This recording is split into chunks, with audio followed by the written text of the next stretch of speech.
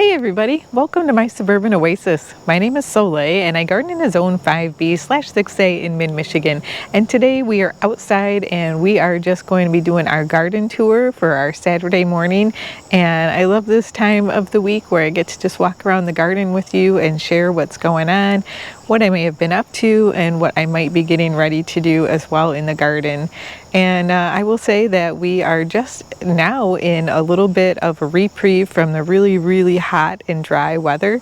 We got some rain this week. It was really fantastic to get, and so the garden has perked up quite a bit. And even though there are some crispy edges here and there, I think overall things are looking really quite good for this time of year. All right, well, let's take a look around and see what's going on.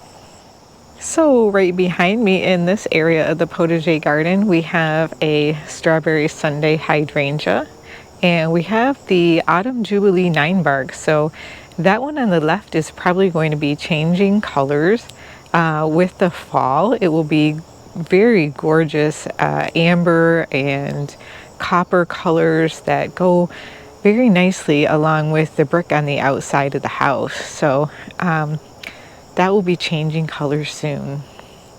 I'm actually thinking about removing this 9-bark here. We have a topiary and it keeps on breaking away from its stake, and so it is leaning, and I'm thinking about taking this one down. I do have one other one here in the garden and it's doing quite well. It is a little bit more of a tree form and seems to be a little bit stronger and sturdier of a stem, so I think we'll probably be keeping that one and taking the other one down. I did spend some time this week just kind of tidying up this garden in terms of the paths and ensuring that they were opened up so that I could walk through them, because we had alyssum and oregano all over this garden in the pathways. So it was really just looking a little bit overwhelming, and I think it looks a lot better now. I do need to come through and tidy up these irises. They are starting to go over. Probably just take out a little bit of the dead foliage.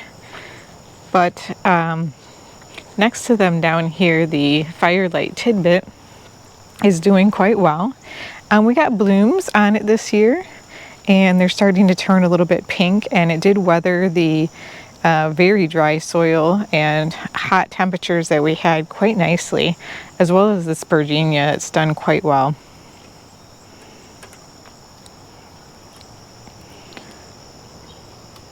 This garden bed, you can hardly see the lady right now because she's hidden behind the Russian sage, and thank you everyone for all of your comments last time about that and whether I should take it out or leave it. It was really interesting. I think about half of you said leave it and about half of you said to take it out. I do think you can see her in here a little bit still, a little bit mysterious, but I am leaning towards taking it out. We'll see what I ultimately decide, because I'm not going to take it out while it's blooming because I think it's really pretty still. This little lime hydrangeas back here are starting to bloom and they look really pretty, I think. This is the first year that they've put on a really nice size bloom. They're still not that big, probably will never be with the arborvitaes that are right next to them. But I think that's a really pretty backdrop, and lots of beautiful color combinations going on right now. And we're starting to see some of the mums open up around the garden as well. So we have some of those happening and lots of buds all over them.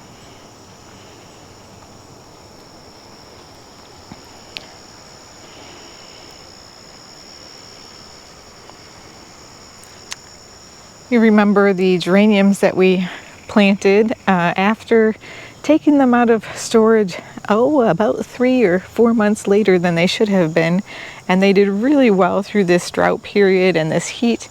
In fact, they are just blooming to their heart's content now and look really pretty at the end of the pool. And they actually have gone really well with the hibiscus that is also at the end of the pool here. We have some really lovely blooms on these, and these are called Summer Evening? No. Evening Rose hibiscus. So just a really gorgeous color. Love these. Very, very large blooms. You can see it by my hand. And you can see that the Tian Shan 7 Sun trees are starting to have their buds really form up now.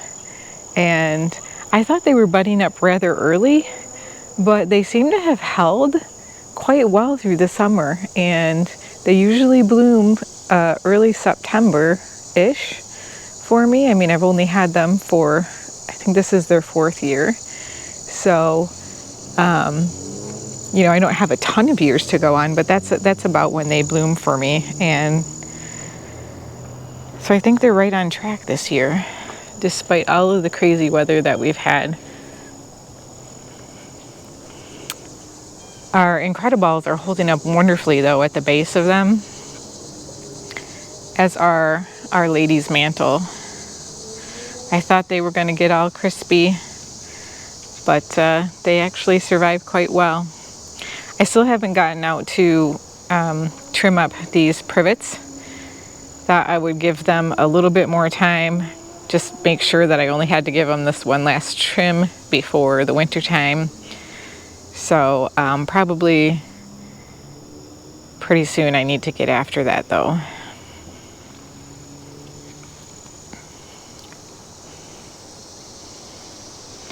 Well, we have another Amber Jubilee 9-bark over here, and you can see it's rather dark foliage right now, but again, this one will also turn a copper and bronze color this fall.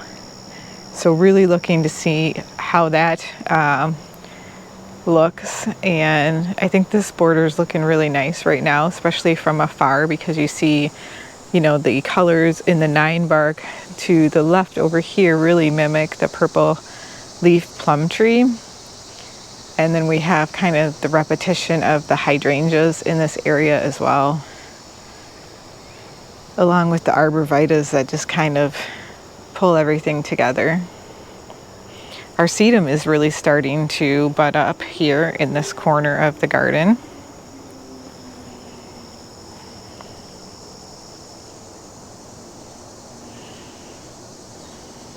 And the hellebores still look really nice despite facing the east and getting sun for quite a bit of the day. They do get just enough water though to tolerate quite a bit of sunshine. That's the thing with hellebores, is even though you can plant them in dry shade, they do not mind the sunshine very much if you plant them in an area where they get enough water. This corner is looking nice and lush and green as usual, with the lungworts and the hostas.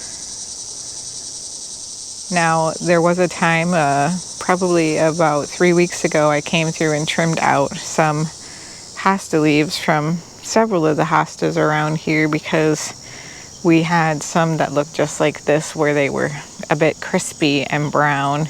And so I wanted to take some of those out just to make the garden look a little bit more fresh. And it worked very well until we just continued to have, you know, the dry heat. I say dry heat, but it was really humid, even though it was dry, if that makes any sense at all. Like, it just didn't rain, but it was still really humid and hot. So this area of the garden's looking really lush with the golden Hakona Chloe grass. I just love the look that gives to it. I'm wondering how quickly it's going to grow this year.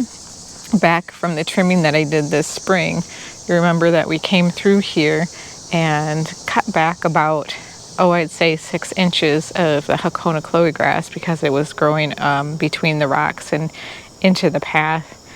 And it'll be interesting to see next spring, you know, where the growth comes up. This Pinky Winky Hydrangea Standard is doing so good this year. Just really, really happy. It's got some nice, beautiful tinges of pink on it, offsetting from the maroon of the Japanese maple. And I did come through this garden because it was looking rather parched right here. It still looks a little bit tired for sure, but it looks a lot better than it did. We had the oak leaf hydrangea covered in dark brown spent blooms, and so they looked very crispy and dry, as did some of the phlox blooms. So I came through and took some of those out and trimmed them off of the oak leaf hydrangea, and boy oh boy did that make a difference. Like, it just looks tired now. It doesn't look horrible. So we've got some more blooms over here on this hydrangea. This is a little hottie hydrangea. Last year we didn't have very many blooms on this one. They're not that big.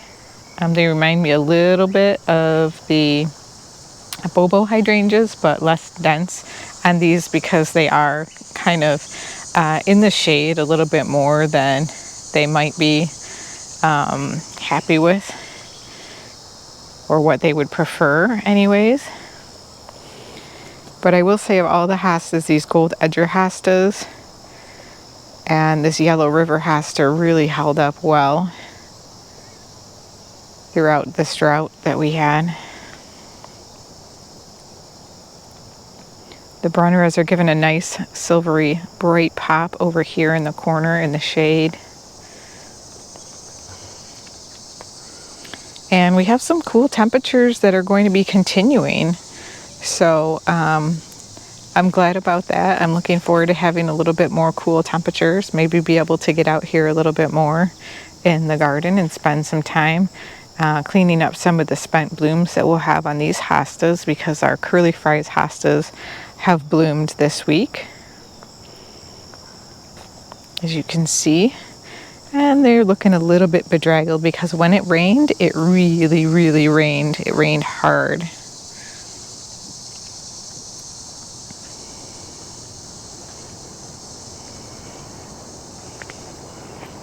Our heucheras have held up really well. We have two different kinds back here. We have the black pearl, and then we have the bilberry. And I actually prefer the bilberry over the black pearl, but they both are really great hostas, or excuse me, heucheras.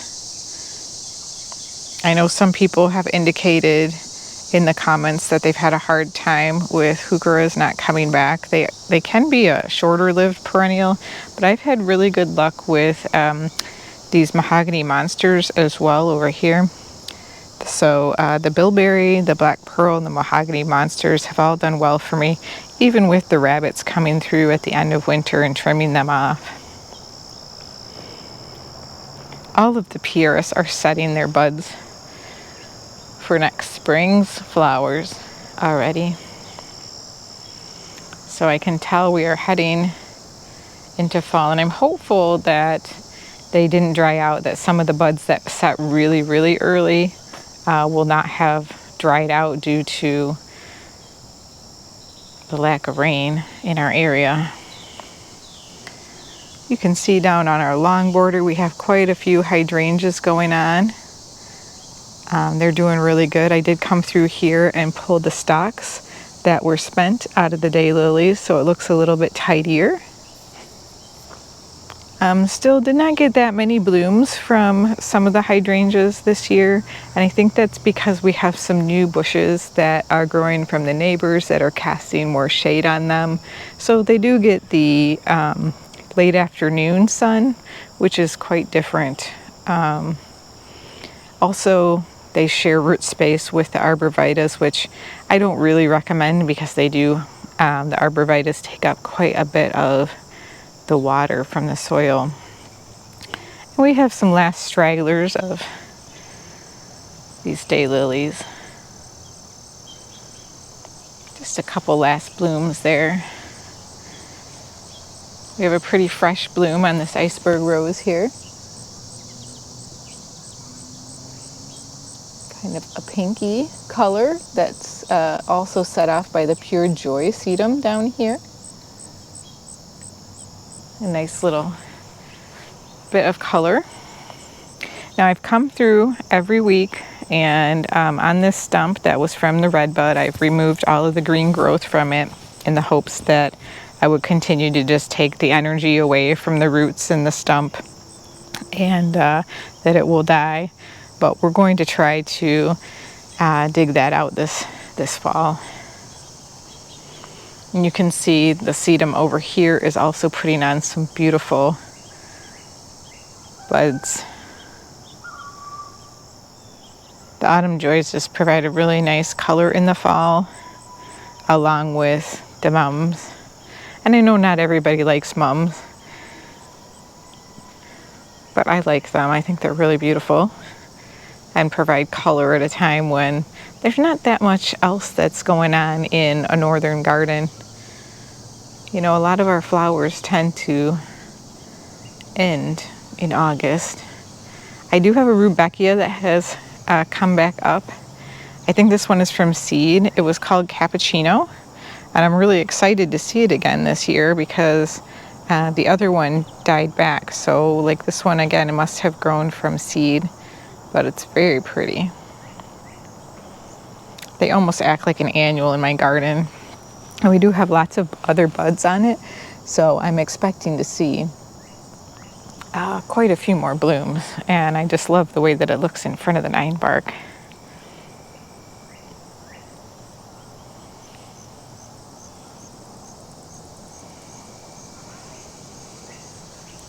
And our red rose back there is blooming really well. And check out the limelight. It's blooming finally really well. I was very unsure how well this one was going to bloom this year, but lots and lots of blooms on it.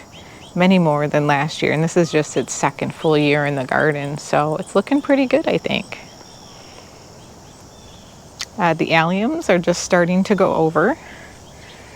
The pollinators have been loving them and have just been all over them. They are like pollinator magnets for sure.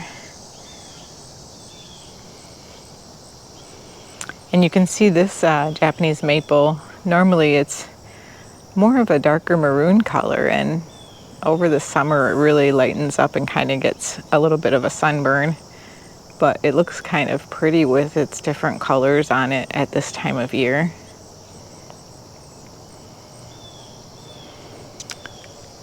And again, the berry white hydrangea really is not putting out as many blooms this year. It's doing its strange thing that I told you about in the last video.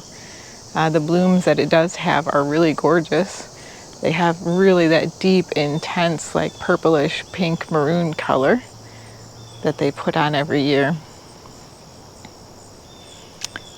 Let's head out into the front garden, shall we?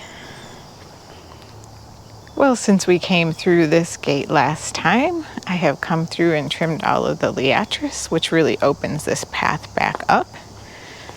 And you no longer have that hedge there. And you can see just how much growth the snowball bush has now put on. Quite a lot. But I think I'm going to leave it because it does bloom on old growth. So I'll probably trim it after it blooms next year. No color on the burning bush yet. I expect that much later.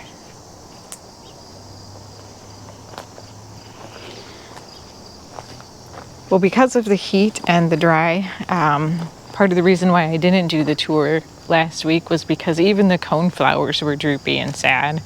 And they're now at the state where we have lots of goldfinches visiting because of the seed heads on them. So you can see not a lot of flower that's left. The flowers are kind of falling off, and we're left with the beautiful seed heads that are only there afterwards. And the goldfinches just adore them, and I love the goldfinches, so it's so fun to watch them just kind of nibbling on the heads of those.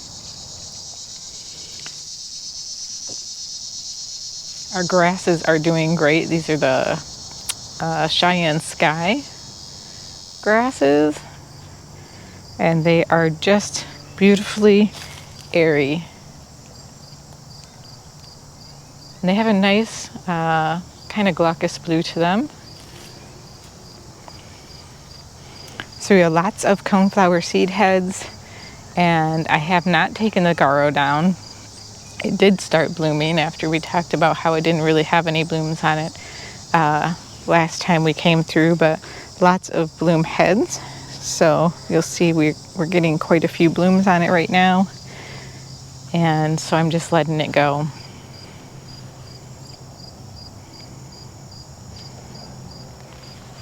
And even though the coneflowers are spent and the alliums are starting to go over, this garden bed I think still looks really nice.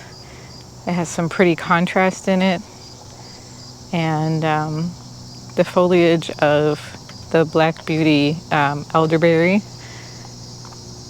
along with the juniper and the spirea really still look quite fresh.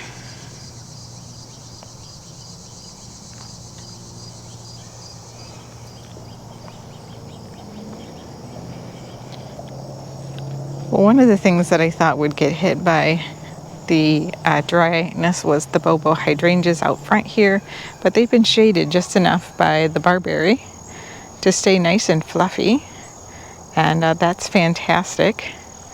And in addition to that, we have these gorgeous sedums out front here that are budding up. And you can see I left the Allium Schubertii seed head up. That looks like a firecracker. Something I'm going to have to pull out of here is my umbrella pine, my mini one. It has died. It's just got too dry, too dry this year. So, you know, you win some, you lose some. That's what I always say in gardening. And that one, unfortunately, is a loss this year. But that's okay. It's all right. Look what a beautiful contrast right now we're having with the oak leaf hydrangea and the barberries. I just love that. And the alliums. So gorgeous. Well, up front here, our shade garden is looking great. My pots are not looking so great. The couple down there probably need to be emptied and dumped out because the shrubs just died. They couldn't handle the heat either. But our green tower topiary here is doing great still. And our firelight hydrangea has some really nice blooms on it. Just nice and pink. And everything in this garden bed just perked back up after it rained. So much better than it was. Our hostas and the hellebores are just happy as can be.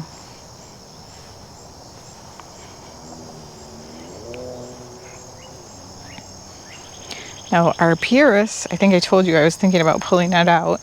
Kind of looked like it put on some new growth this year. So I don't know, I might give it till the spring and see how it does over the winter.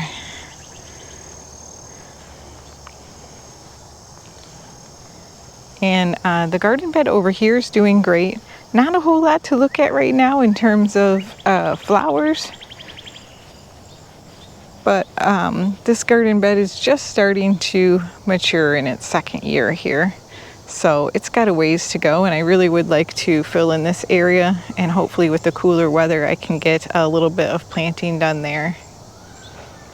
But the Weigela did a great job on the end here of growing. This is a spilled wine, and it has a really nice deep dark color, which looks great next to that juniper,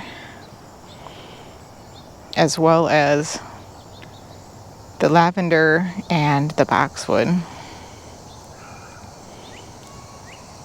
The variegated boxwood have done really well in this garden bed, so I'm happy I moved them over here.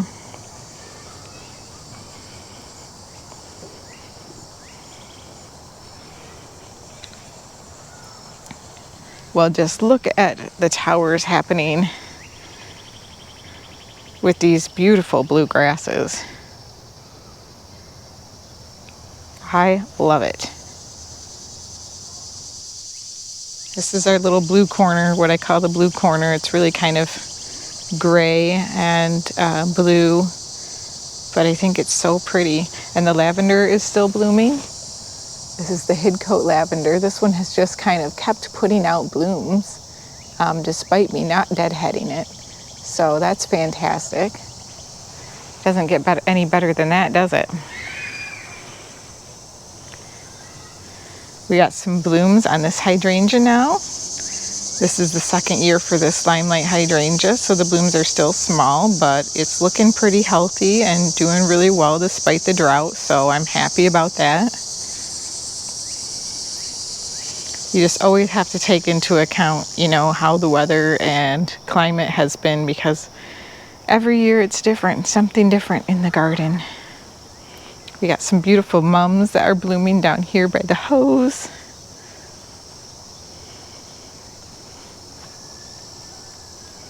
So we'll see more of those coming soon.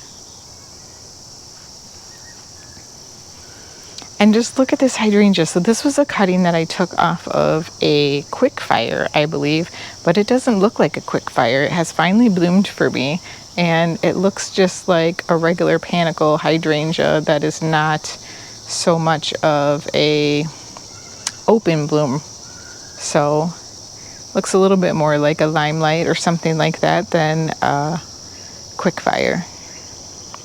The quick fire has a little bit of a lace cap appearance to it, where this one really doesn't.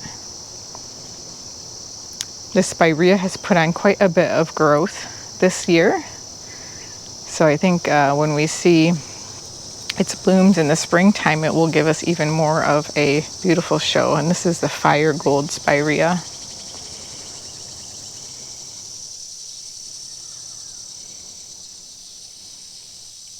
And the bird bath garden is looking really good right now.